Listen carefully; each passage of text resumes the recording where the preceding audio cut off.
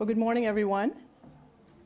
Today, I hope to describe a world that's being formed and encourage you to join in this journey. So there are some clouds drifting across our sky. It's a harbinger of a new world being formed. This world is fueled by ideas, its major product is data, and its netizens are both savvy creators and consumers of information. In this world, every person has an e-persona, and every person creates e-content to their heart's desire. This is the open world of our future. So how far is this world from our doorsteps? Well, in December 2000, we had about 300 or 400 million people online. In just a decade, that's grown fourfold to 2 billion people online. At just half that growth rate, within the next decade, by 2020 or 2025, the world's population of over 6 billion people will be online. So just take a moment and think about that. Within the lifetimes in this room, the entire planet, humanity will be connected in a way that it's never been connected before and in a medium that we have designed entirely. So let's visualize the creative potential of this world. Let's think of the watering hole as a metaphor. In nature, the watering hole is at the heart of sustaining animal life. In this open world of our future, the 6 billion or more online, the watering hole could be at the heart of sustaining creative thought. So here's the question for you. Will this watering hole be barren of use, have all this life-sustaining and creative material in it, or will it have a subset of uniform-looking users drinking from it, or will it have a subset of a mixed breed of users drinking from this watering hole? Let's also think about this open world of our future in terms of open doors and closed doors. Now, as this e-domain, as our world, our e-world has grown over the last 2 decades, we've tended to think, as users, that we have the ability to open the doors that we want to protect our information and identities and to close certain doors. But we've realized time and time again that closing e-doors doesn't work, whether it's through WikiLeaks, revolutions, activism, that perhaps this future world will be really about opening doors. So let's knock on that premise. In order to sort of think of what this open world might mean, what sort of principles characterize this open world, let's kind of start with the world that we live in today, the industrial age. So in the industrial age, if we were to look at it as a model, property ownership was central to wealth creation. So you owned property and you generated wealth from it. Associations were formed more formally, whether through communities, through your profession, through your family, through your local community, work employment. And finally, data, a big product, was generated almost entirely by formal organizations. So let's contrast this with the information age. What's property in the information age? We've been wrestling with this for the last 5 or 10 years. When something is created across 15 or 20 IP domains, domains that cross geography, domains that cross sovereignty, and on top of that, what exactly can you own on the internet? Secondly, networks are formed almost entirely with the younger generation with informal associations. And finally, the most exciting part about this open world or this e-world is the fact that data is now created by you for your personal use, whether it's blogs, it's tweets, it's things on Facebook, or it's your own website. If you were to sort of think about it, so perhaps the industrial age is really a closed model from where we sit today, and when we start thinking of 6.8 billion people coming online, let's say by 2025. So the journey to this kind of idea started for me in 2002. I worked for the US Department of Commerce in Washington, DC, and there I worked primarily on technology policy with companies in the IT sector here from Silicon Valley.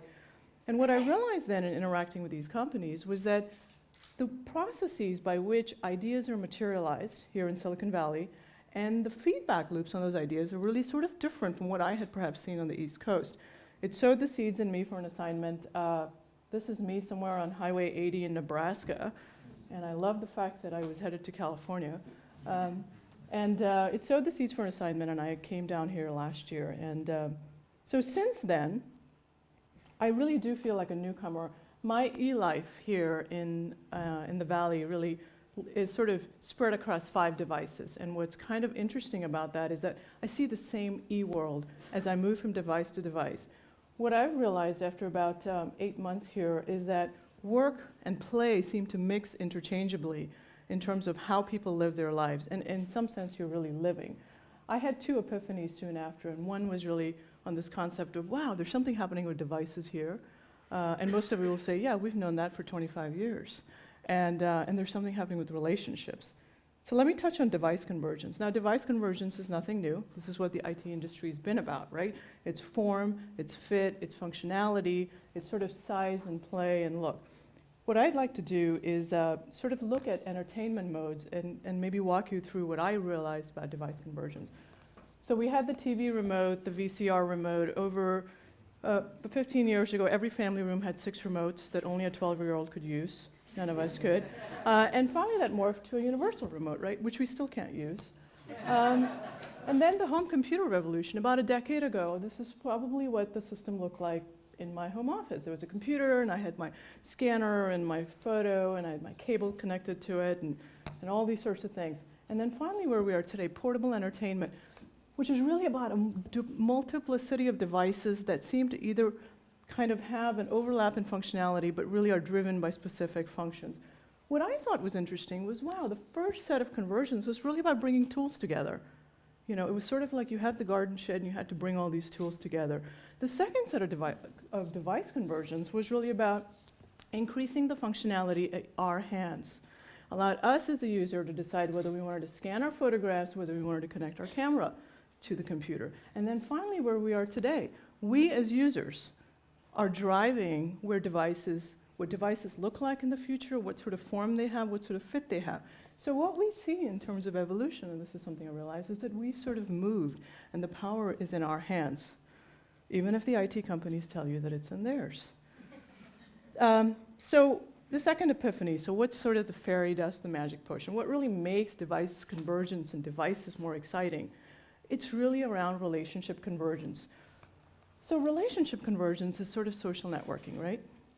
In some sense, social networking has done 2 wonderful things, I think, for the IT industry, for us, and I think it's going to continue to do this in the open world. It has decentralized creativity, and through social networking, you now have an avenue to showcase your creativity. And that's the personalization of this whole revolution. We have, I think, 3+ billion devices in the world, 2 billion people online. I think yesterday's statistics was 664 million on Facebook. So it's very clear that in the future, social networking will drive how we form connections, how we form relationships. It will absolutely drive how we teach and how we learn in the future. So the biggest impact, I believe, sort of sitting here today, or standing here today, is that in the open world will really be about data.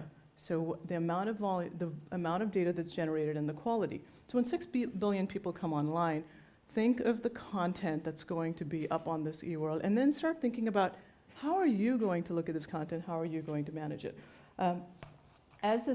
The projections are that by 2020 we'll have 32 zettabytes of data. So what's a zettabyte? It's 10 to the power of 21. So whether it's 10 to the power of 21 or 10 to the power of 100, it's a lot of data. It's more data than all of us can probably process. There is this perception that as this volume goes up, these are 12-year-olds, 16-year-olds, 4-year-olds, and 22-year-olds creating all this data, that the quality is going to decline. Because remember, in the industrial age, we said formal organizations and people with credible associations were the data creators. But in the information age, anybody creates data. You don't have to belong to an organization to create it. So it's not clear to me, and I actually don't believe this at all, that with 6.8 billion people online, that the quality of the data that we generate as personal users will be marginal. And what we will sort of have to start thinking about is, what will this data look like? Will it be a turbulent, raging river? This is Great Falls, this is the Potomac in Great Falls, Maryland. Or will it be sort of this vortex, dense data on a pipe getting sort of pushed down, maybe a topical issue you're interested in? But in reality, what we'll probably have to do is there will be these streams. Remember the watering hole analogy? Might look calm on top, but there might be this turbulence and this vortex and all sorts of phenomena in the bottom. So as you think of the open world, think of what sort of viewing stands do we need to be able to sort of stand back and look at the kind of content that's created by 6 billion people. Some principles on what this open world might look like, this open e-world. So if we go back to the watering hole without fences, without intellectual property, how will intellectual property morph in this open world? Who will own what when content is generated online? Relationships. You will form relationships on an entirely individualized basis. And organizational relationships will probably become secondary or tertiary. And finally, whatever you do, you will always have a lot more data on a particular topic of interest than you might actually even envision or know of. So is this a call to action? Why should you play? How can you play?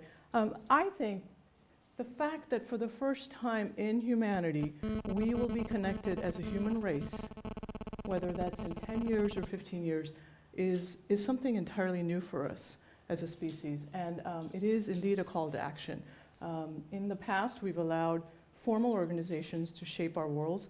For the first time, we will have the kind of connectivity that only our DNA have had for generations. How can that not give you goosebumps? And how can you play? Well, we already started playing. You've seen this time and time again, whether it's social action, it's collaboration, it's reform, it's activism. We've started playing through transparency in little ways, but that's just the start. So let me end where I started. Clouds drifting across our sky. It is a harbinger of a new world being formed. And whether you decide to come to this watering hole, to sort of play in it, quench your thirst, fill your water bottle with ideas, it's there for you, and I'd encourage you to join in. So let me end with this. If you, in a decade, had 6.9 billion Facebook friends or e-friends, is that scary? Is it yeehaw, exciting? Are you closing doors? Are you running out the hall? Or a little bit of both? So, thank you.